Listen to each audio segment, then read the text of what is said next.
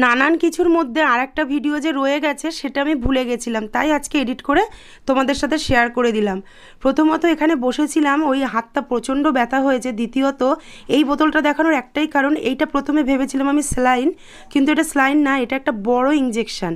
তো যাই হোক, ইঞ্জেকশানটা চালিয়েছিল 4:45 আর ভোর 3-4 অবধি চলেছিল।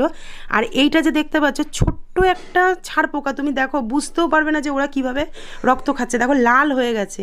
আর এই ছাড় পোকাগুলো কেমন ছিল বলতে পারছি না, আমার মানে হাত পা এতটা চুলকাচ্ছিল, চুলকাতে চুলকাতে পুরো লাল হয়ে গিঁটুগুলো ফুলে আমার হাত টাতগুলো কাঁপছিল।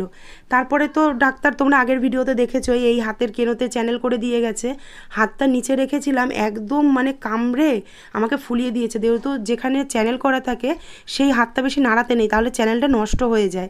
সেই কারণে আমি হাতটা বেশি নাড়াতে পারছিলাম না, কিন্তু এখানে সেই সুযোগে সদ্ব্যবহার করেছে ছাড় পোকাতে। তারপরের দিন সকালের বেলার এইটা হচ্ছে ভিডিওটা।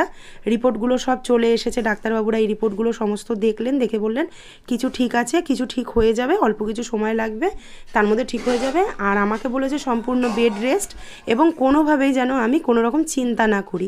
তারপরের দিন এটা হচ্ছে ডিসচার্জ হলো আমার সেদিনকার ভিডিও।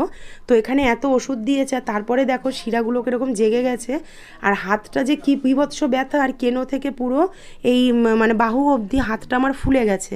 আর এই হাতটাও খুব ব্যথা, মানে ভাত মেখেও আমি খেতে পারছিলাম না। তো যাই হোক, কষ্টটাকে রিকভার করে চলে এসেছি বাড়িতে। দেখা হচ্ছে পরের ভিডিও।